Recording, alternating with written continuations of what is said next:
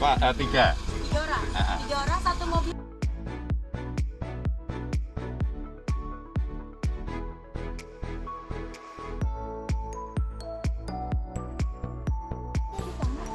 Ini mau kemana? Nggak tahu. Ya.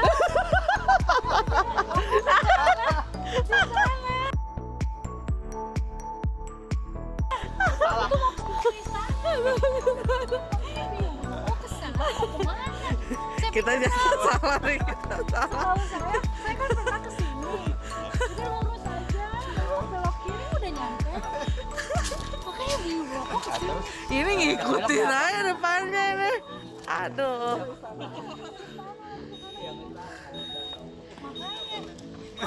Kok malah lurus ke sana? Saya pikir mau ngapain dulu gitu loh. Tadi juga dia juga bang aku sini nggak tahu ikutin aja dulu. Makanya lo kok makin jauh. Kalau ada jembatan jangan nyebrang jembatannya, lurus lagi aja. Oh iya memang kita mau ke Iya. makam Iya, gitu. makamnya ke lurus lagi, jangan nyebrang jembatannya. Iya, iya. Oke, makasih. Oh masih rusak ya jembatan di sini ya? Gimana nih? Ya hari ini kita hari Kamis ya. Kamis tanggal 24 ya? 24 November. Iya bener. Saya jadi lupa. Hari ini kita lagi ada di Kebun Raya Bogor. Cuaca mendung, pukul 12 ya 40 ya kurang lebih. Sampai setengah satuan lah jam makan siang, tapi kita jalan-jalan dulu dan mau ziarah ke makam leluhur Eyang Prabu Siliwangi bersama teman-teman kami, saudara-saudara kami dari Patrap. Patrap itu paguyuban Trah Senopati ya. Alhamdulillah. Saya istrinya Mas Nur Fadil. Mohon maaf jadi saya mau mimpin nih untuk acara openingnya. Untuk opening. Dan hari ini kami berjalan menuju arah makam lokasi beliau, Sri Baduga Maharaja Prabu Siliwangi. Nah ini jalan menuju makamnya beliau di arah pintu masuk Kebun Raya Bogor. Alhamdulillah ya kita dikasih izin sama Allah bisa bersilaturahmi, ketemu dan berziarah ke makam leluhur. Baik silahkan, terima kasih. Ya kita lanjut.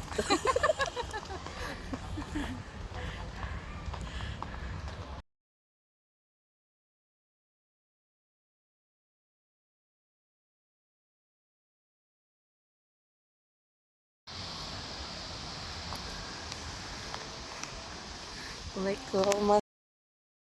Itu aja dulu. Iya.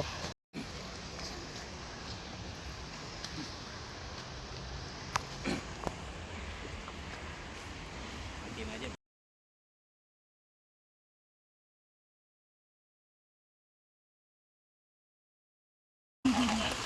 Ya, memang harus meluhurkan leluhurnya. Karena kita kan terkait tugas-tugas itu ya. Betul.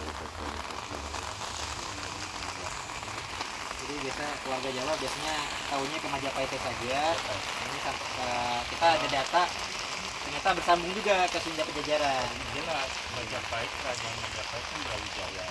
Iya. Sebenarnya ini sama kerajaan sini yang Prabu itu sebenarnya masih ditata. Nah, peninggalannya yang kita bisa dilihat dengan kasat mata sekarang ada dua peninggalan Prabu di sini. Nah, satu Istana Bogor, dan kedua sumur yang bersihkan Kauripan ya. Di sini rumah ini ada sumur kuat Istana Bogor. Itu peninggalannya dulu. Jadi Istana Bogor yang Istana ada Bogor sekarang itu ini. mulanya itu rumah Prabu Siliwangi tahun 1200. Kalau Belanda tahun berapa masuknya ya ke sini? Ya. Ini tahun 1200. Belanda baru 1568, berkuasanya mulai 1519 di Batavia, Jakarta. Jadi ditemukan di sini makam ini tahun 46. Kalau keturunan Brawijaya kelima, Bang Hormat, pemirsa yang menikahi awal. Ya. Jadi tahun 46. Kehujanan. Tapi nggak buru-buru kan? Enggak. Kita rame-rame hujan-hujanan.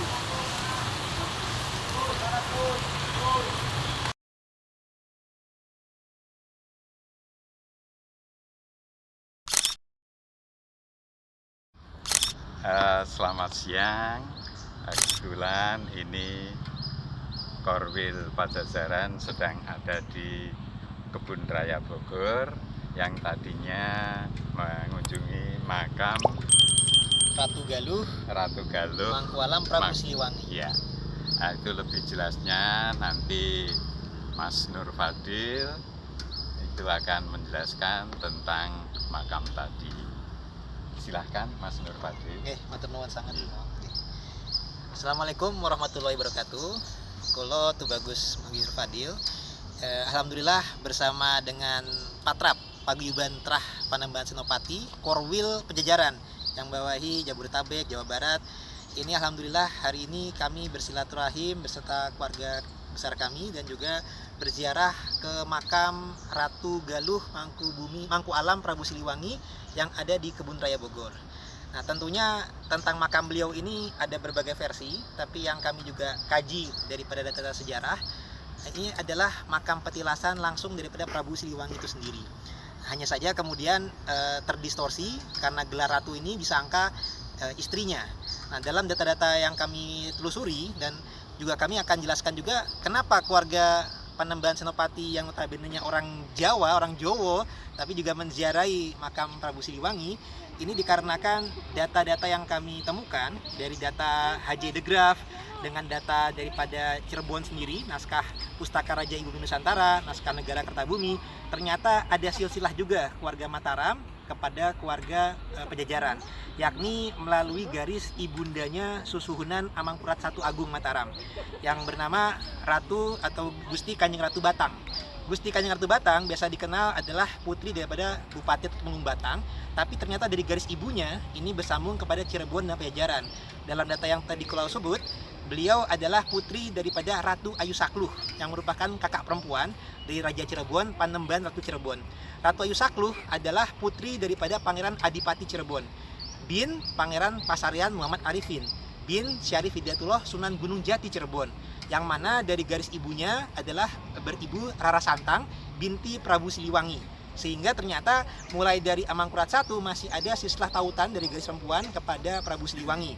Termasuk ke Arabnya juga ada karena Syarif Hidayatullah juga merupakan turunan Alul Bait Nabi daripada garis ayahnya.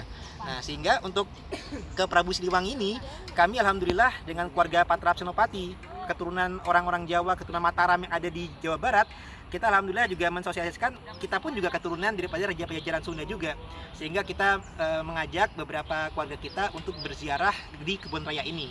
Nah, kalau dalam data sejarah yang sifatnya etik, Prabu Siliwangi ini dengan data sejarah Carita Parahyangan, data Pustaka Raja Ibu Nusantara dan Negara Kertabumi, dipusarakannya di Rancamaya Bogor. Tapi dalam prasasti batu tulis juga disebutkan bahwasanya beliau ini juga salah satu yang pendahulu awal yang mendirikan Kebun Raya. Jadi Kebun Raya itu awalnya memang dibuat oleh Prabu Siliwangi dan juga kemudian diteruskan di zaman penjajahan Belanda. Nah, jadi Kebun Raya ini adalah merupakan bekas-bekas peninggalan daripada memang Prabu Siliwangi itu sendiri. Nah, yang menarik Prabu Siliwangi ini ternyata dalam interpretasi sejarawan itu adalah ada lebih dari satu orang, kurang lebih ada 8 orang. Itu adalah gelar bagi para raja Pajajaran. Nah, yang paling masyhur yang sebagai kakeknya Syarif Hidayatullah Sunan Gunung Jati adalah Prabu Siliwangi yang ketiga. Nah, Prabu Siliwangi ketiga ini punya gelar lain adalah Sri Baduga Maharaja, Ratu Aji Ing atau di Pakuan Pajajaran Bogor. Jadi beliau juga ada gelar ratunya, yaitu Sri Baduga Maharaja Ratu Ing Pakuan Pajajaran. Jadi ratu ini sendiri adalah gelar raja di masa lalu yang kemudian zaman-zaman penjajahan Belanda, ratu ini mengalami perubahan makna, dianggapnya sebagai perempuan. Padahal zaman dulunya ratu ini adalah gelar raja meskipun itu pria. Makanya di Cirebon sendiri ada Panembahan Ratu, yaitu pria bukannya perempuan. Nah, begitu pula di sini ada makam petilasan daripada Ratu Galuh Mangku Alam Prabu Siliwangi, disangka oleh masyarakat itu adalah sebagai makam istrinya Prabu Siliwangi. Nah, sedangkan dengan data-data Carita Parahyangan, kata-kata Ratu Galuh itu menandakan bahwasanya Raja di Galuh. Nah, Raja di Galuh ini dalam data kita, Prabu Siliwangi Sri Baduga Maharaja itu adalah anak daripada Raja Galuh Prabu Dewa Niskala, sekaligus keponakan dan menantu daripada Raja Sunda Prabu Susuk Tunggal, yang mana mereka berdua itu orang tua, ayah dan juga mertuanya Prabu Siliwangi adalah sesama anak daripada Prabu Niskala Wastukencana. Nah, ini adalah Niskala Wastukencana berkuasa di Sunda dan Galuh, tapi membagi kekuasaannya di Sunda kepada Prabu Susunggal, di Galuh kepada Prabu Niskala Wastukencana. Nah, ini bersaudara kemudian menikahkan anak-anaknya, yaitu yang Prabu Susunggal memiliki putri bernama Nyai Kentring Manik Mayang Sunda, sedangkan Prabu Dewa Niskala memiliki putra Sri Baduga Maraja alias Ratu Aji Pakot Bajaran alias Raden Pamanarasa alias Raden Jaya Dewata. Nah, ketika beliau menikah, beliau akhirnya berkuasa baik di Galuh dan Sunda, dan itu disatukan sebagai semacam United Kingdom yang saling sajajar, yaitu menjadi Pajajaran. Jadi ketika orang tuanya dan pamannya itu berkuasanya itu kalau di Galuh ibu kotanya di sekitar Ciamis, kalau Sunda itu Pakuan Pajajaran Bogor. Nah, ketika beliau memimpin, disinilah artinya Ratu Galuh itu ya sebenarnya ya beliau sendiri. Dan ini juga terbukti dari prasasti beliau tulis, gelar ratu itu ya digunakan oleh beliau. Dan kita juga memiliki data istri-istri Prabu Siliwangi tidak ada yang berasal asli dari Galuh. Bahkan keturunan Prabu Siliwangi yang di Galuh pun itu istrinya adalah dari jalur Dampu Awang Cina. Jadi Prabu Siliwangi memiliki berbagai istri. Yang menurunkan jalur keluarga di Galuh pun juga bukan Ratu Galuh. Jadi Ratu Galuh sejati itu ya memang adalah Sri Baduga Maharaja itu sendiri. Nah, dalam sejarah Cirebon, Sri Baduga Maharaja ini pernah memeluk agama Islam ketika menikah dengan Nyai Subang Larang yang neneknya Sunan Gunung Jati, dinikahkan oleh Syekh Kuro Krawang. Jadi dalam Pajajaran ini yang sudah memeluk agama Islam adalah beliau, dan keluarga lainnya ada anak-anak beliau, yaitu Pangeran Walang Sungsang, Kian Santang, Rara Santang, dan juga cucu beliau. Tapi juga ada pewaris tahta yang saat itu belum masuk Islam, yakni Prabu Surawisesa. Nah, dalam data sejarah primer, Prabu Siliwangi Sri Baduga Maharaja ketika meninggal itu sempat dimakamkan secara Islami dengan dikubur. Tapi kemudian oleh anaknya yang masih non-muslim dibongkar dan kemudian diprabukan, lantas dipusarakan di Rancamaya. Nah, jadi insya Allah kapan-kapan kita juga bisa kunjungan ke Rancamaya, itu akan lebih baik lagi.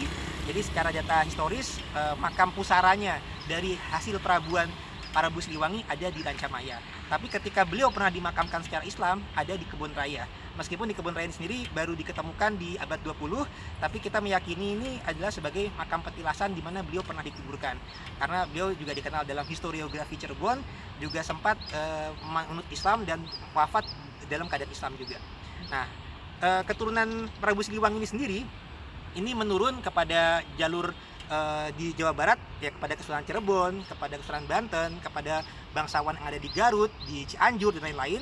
Dan ternyata setelah tadi kita sebutkan, para Trah Mataram pun ternyata juga keturunan beliau juga. Jadi tadi ada mulai dari Amangkurat I. Nah, Amangkurat I ini berputra Pakubono I, berputra Amangkurat IV. Dari Amangkurat IV ini menurunkan keraton-keraton yang ada di Jogja dan Solo. Jadi Amangkurat IV memiliki putra ada susunan Pakubono yang kedua di Solo, juga memiliki putra Sultan Hamengkubuwono I yang di Jogja, juga Sultan Hamengkubuwono I juga memiliki anak Paku Alam I, dan juga dari Amangkurat IV juga memiliki anak Kanjeng Pangeran Haryo Mangkunegoro yang berputra Raden Mas Said Pangeran Sambernyowo Mangkunegoro. Jadi ternyata Catur Sagotra Mataram itu masih keturunan Amangkurat I, masih keturunan Sunan Gunung Jati, masih keturunan Prabu Siliwangi juga. Jadi dengan informasi ini semoga orang Sunda dan orang Jawa kita semakin kompak, semakin akur. Jadi ternyata orang Jawa pun keturunan Sunda, orang Sunda pun juga keturunan Jawa. Jadi karena dari Trah-Trah Sunda yang tadi Cirebon dan Banten, selain nyambung ke Prabu Siliwangi juga bersambung ke Majapahit juga. Sebagai contoh, Sunan Gunung Jati memiliki anak-anak, dinikahkan dengan putra-putranya Raden Patah Demak yang juga merupakan anak daripada Raja Majapahit Beri Kertawijaya. Jadi dengan paparan kita kali ini, kita berharap Indonesia akan semakin kompak, karena ternyata suku-suku kita dari zaman dulu sudah ada Bhinneka Tunggal Ika. Bahkan para wali songo itu juga sudah menikahkan antara Trah Sunda, Trah Jawa. Ya, kedepannya kita jaga keharmonisan. Bahkan nih Trah-Trah Panembahan Senopati yang notabene-nya dari Jawa, kita ajak juga ke Kebun Raya Bogor ini juga untuk mengetahui, oh kita ternyata bersaudara dengan Trah Sunda, sesama satu leluhur.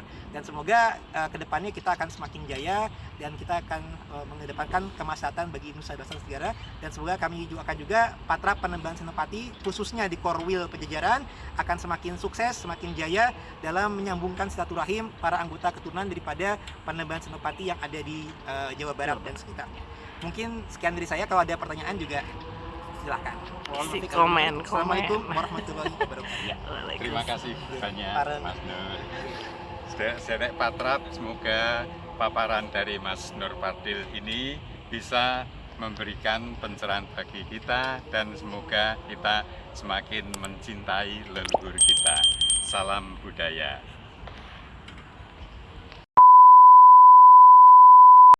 Nah, itu punya keturunan perempuan 2. Di data Jogja belum dicatat, tapi di data Bandung tercatat. Oh, iya iya iya. Nah, itu nanti anaknya ini menurunkan istri daripada Pangeran Arya Pancuran yang bin Amangkurat IV, dan itu akan menurunkan Mangkunegoro III dan Mangkunegoro IV, jadi ada silsilah keturunan Banten.